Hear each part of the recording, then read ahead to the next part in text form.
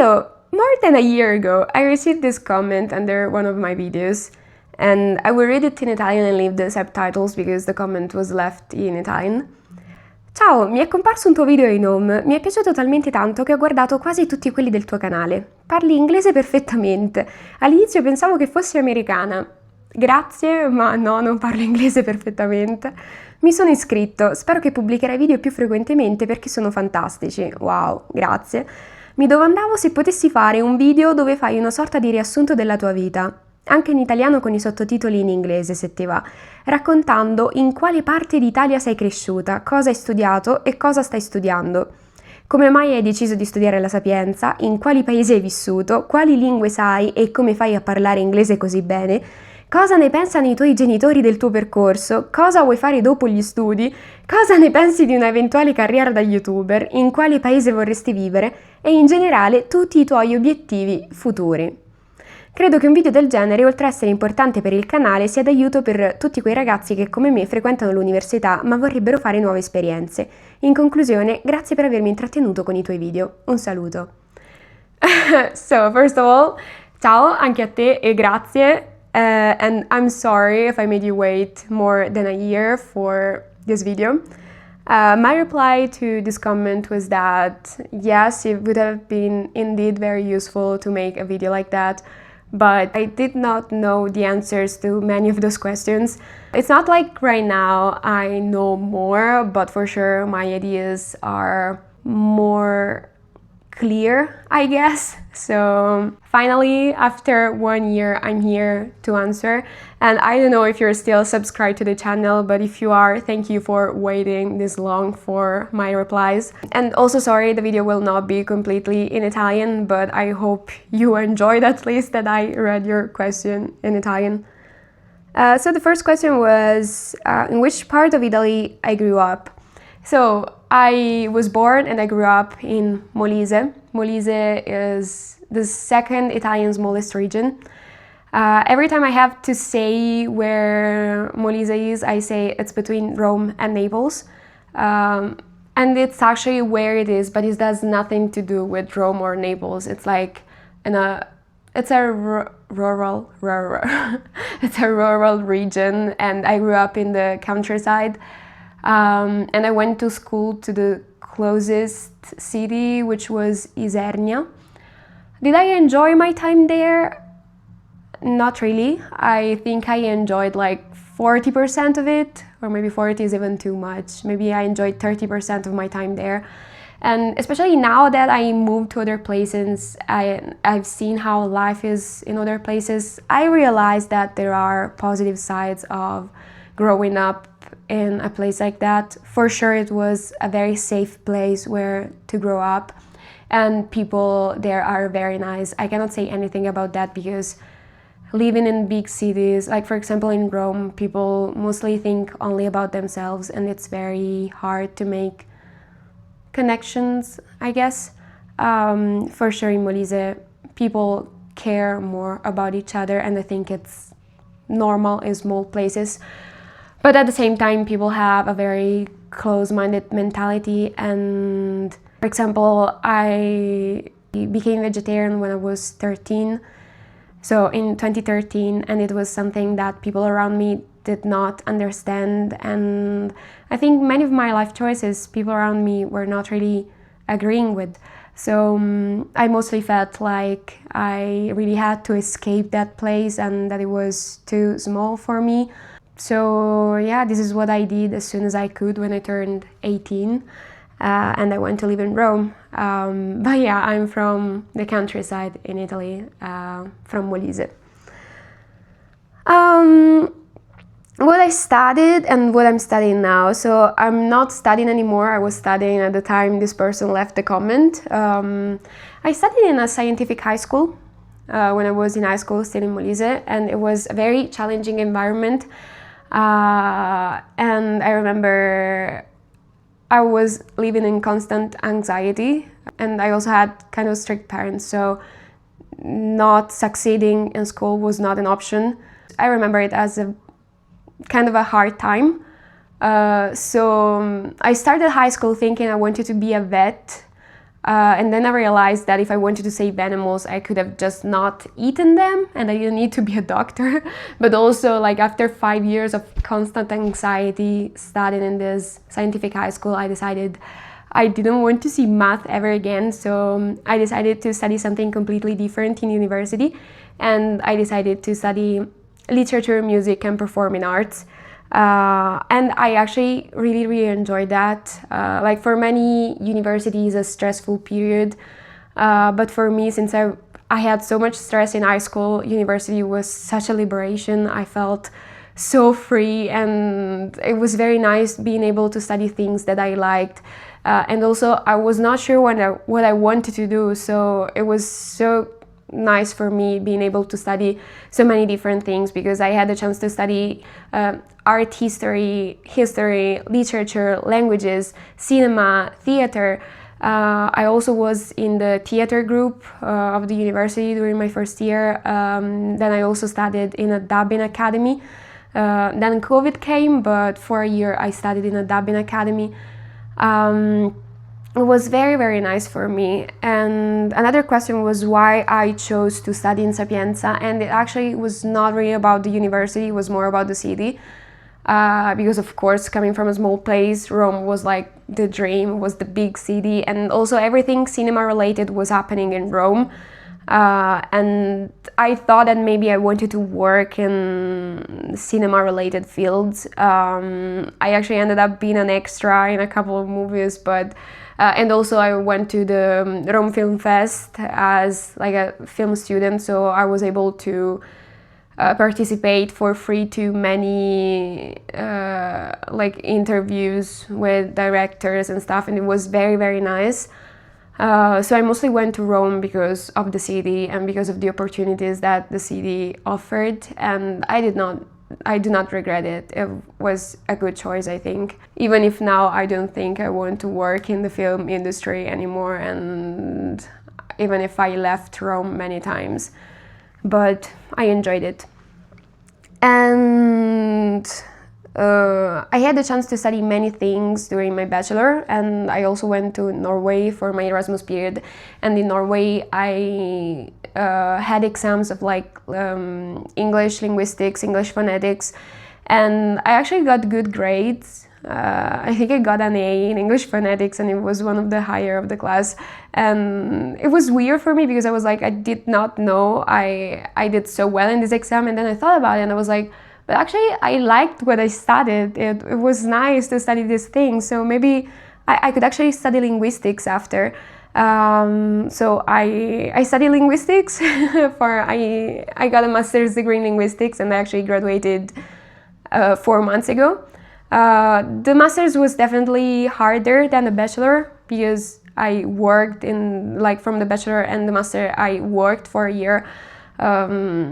And it's not so easy to start studying again because I did not have all the freedom I had before, and I was living in a student apartment and I didn't like it with people I didn't really like, so it was hard, but I did it and I enjoyed it. I got a grade, like I graduated with 104 out of 110 during my bachelor, and I graduated actually with 102 out of 110 for the masters. So yeah, I was harder, but also linguistics is kind of hard. It's not so easy. But anyway, I'm not complaining. I think I had a good university career. Another question is in which countries I've lived, which languages I know, and how do I speak English so well? I'm actually fluent just in Italian and English. And then the countries in which I've lived in Italy, Norway, and France. In France in 2 different occasions. First when I was a flight attendant, and then now because I'm teaching here. And now that I'm living in France, I studied some French. Like I studied on Duolingo. It's not like I actually studied French. I have never actually studied it in a real classroom setting. Mais je peux parler un peu de français maintenant, mais c'est pas très bon. Je sais que c'est pas très bon, mais je peux comprendre et je pense que personne comprend moi, donc c'est assez pour moi. But I know that my French is not that good and it could be better. But honestly, like I'm not so motivated to learn it better because I can, like it's okay for my everyday tasks, so I'm okay. I also studied Norwegian when I was in Norway. I forgot everything. Jeg Eleanor. Jeg 24 1, 2, 3, 4, 5. Jeg 25 år gammel. Jeg kommer fra Italia. I honestly forgot everything else. And also I studied Spanish when I was in high school. Middle school. So I studied it for 3 years, but as soon as I learned French, like my Spanish completely went away because like Romance languages, they're so similar. So once you know one language, it's hard to remember also the other one. But I really would like to make my Spanish come back. So we will see. How do I speak English so well? I feel like people are disappointed when I give my answer to this because many people have asked me why I speak English.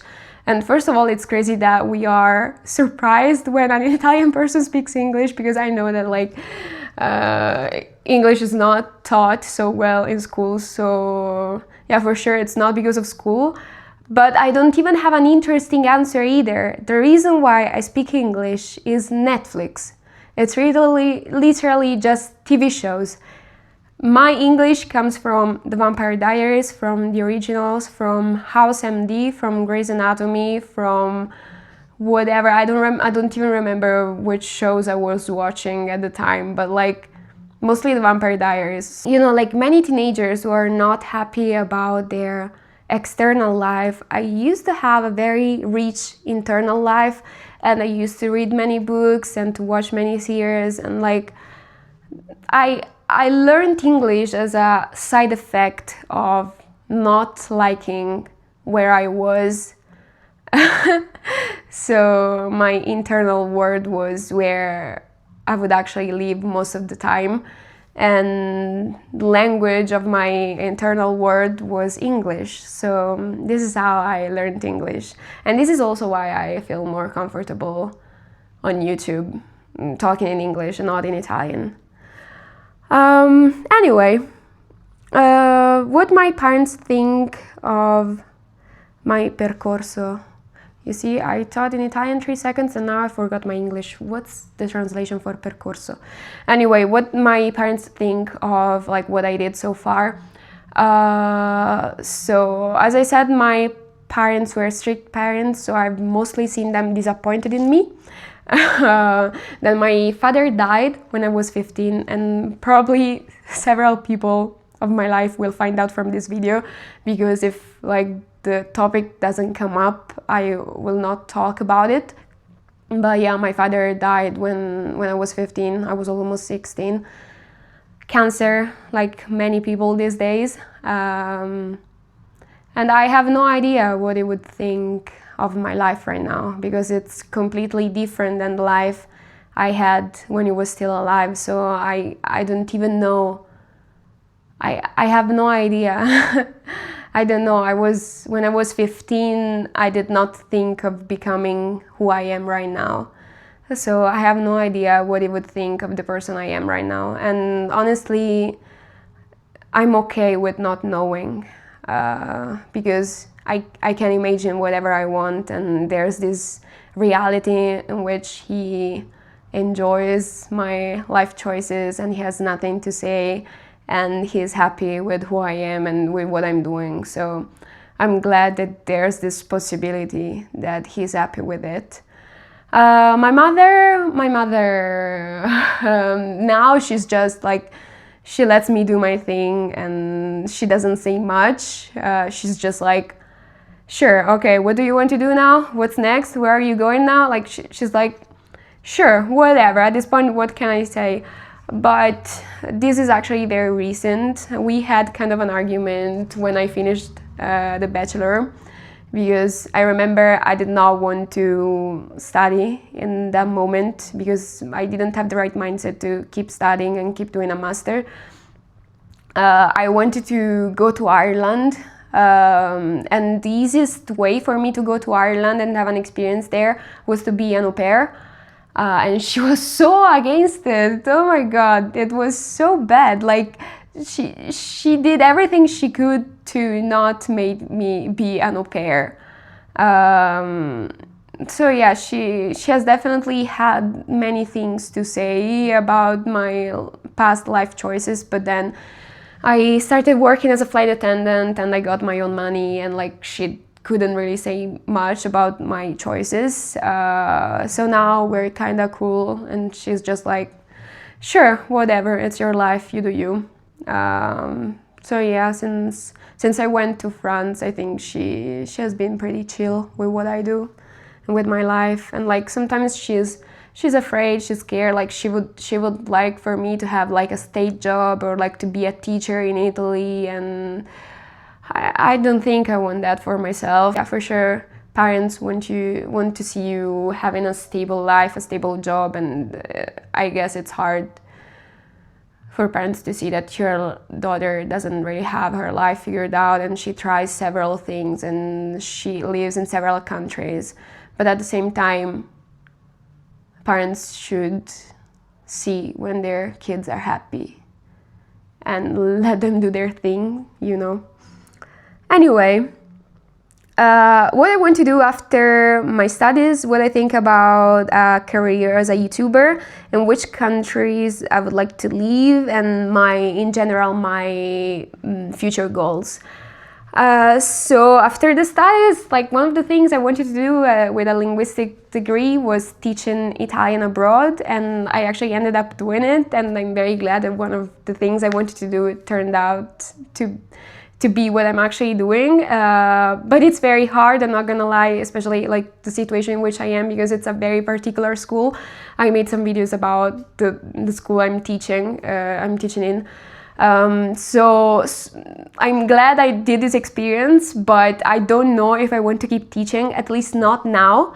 For sure I need some break from teaching, so I will not be teaching in the next year or years, I don't know.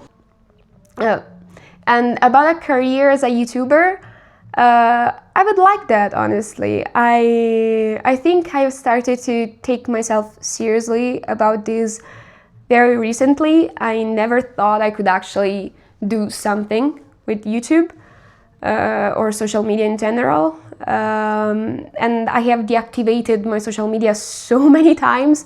Last time it was in October, I deactivated it till January.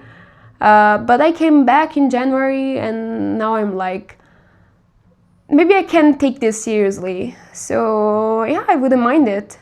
And my future plans, my future goals, I don't have much planned. There are for sure things that I want to do.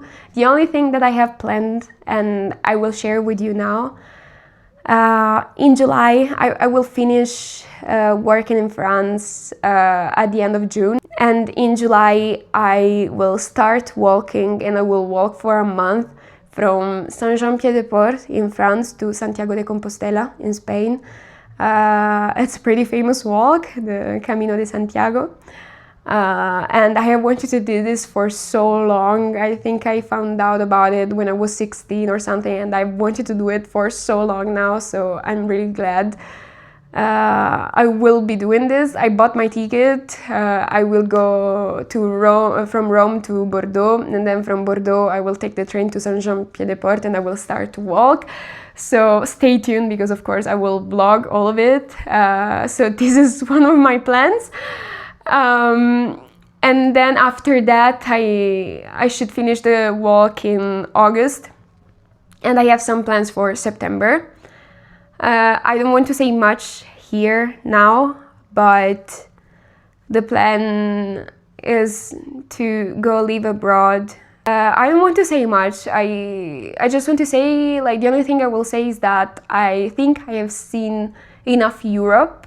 Of course, there are still things I have to see in Europe, but I have seen like 15 countries or 16, I don't know. I think 15 countries now, and they're all in Europe. And I have basically never stepped foot outside Europe, if not for Turkey or Georgia, which are still Europe basically. So I'm leaving Europe.